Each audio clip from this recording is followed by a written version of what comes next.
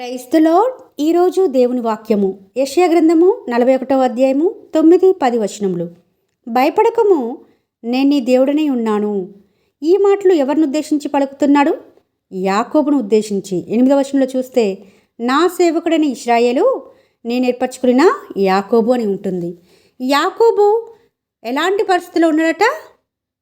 భయపడే పరిస్థితిలో ఉన్నాడు. ఈ యాకోబు మోసగాడండి.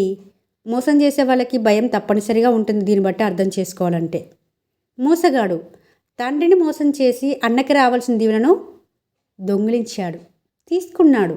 అందుకే అంత భయంతో అన్నెక్కడ చంపేస్తాడా అని పరుగులు పెడుతున్నాడు, పారిపోతున్నాడు.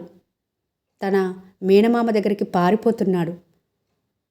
యాకోబు జీవితము కంప్లీట్గా చూస్తే భయాలతో నిండుకొని ఉంది. అందుకే దేవుడు ఇంత స్పష్టంగా యాకోబును పిలిచి మరీ, భయపడకము, నేను నీ దేవుడనే ఉన్నాను.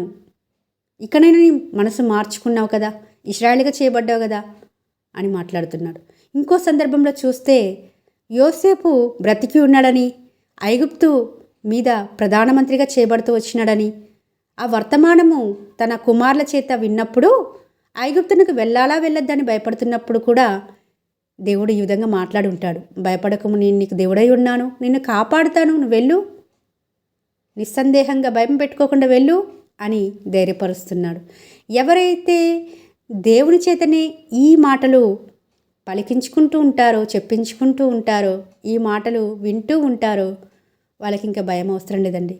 మనకు వస్తున్న చిన్న చిన్న పరిస్థితులు బట్టి భయాందోళనకు గురవుతుంటూ దేవుడు విడిచిపెడతారనుకున్నారా? మన దేవుడు గొప్పవాడండి. నీతిమంతులు సింహం వల్ల ధైర్యంగా ఉంటారట. కానీ మనం ధైర్యంగా ఉండం. మనకు వచ్చిన ఇబ్బందులు బట్టి, పరిస్థితులను బట్టి చూస్తే ధైర్యంగా ఉండం. పిరికివారమై, భయస్థులమై అలానే ఉండిపోతాం. కానీ దేవుని దగ్గరికి వెళ్ళి దావీదు ధైర్యం తెచ్చుకుండాట, యెహోవాను బట్టి ధైర్యం తెచ్చుకుండాట. సిక్లగ్లో ఉన్నప్పుడు తన సమస్తమును కోల్పోతూ వచ్చినాడు. తన భార్య బిడ్డలను, తన పిల్లలను, తనకున్న సమస్తమును ఫిలిస్తీన్లు ఎత్తకపోయినప్పుడు దేవుని దగ్గర విచారణ చేయడానికి వెళ్ళాడు. యెహోవాను బట్టి ధైర్యం తెచ్చుకుంటూ వచ్చినాడు.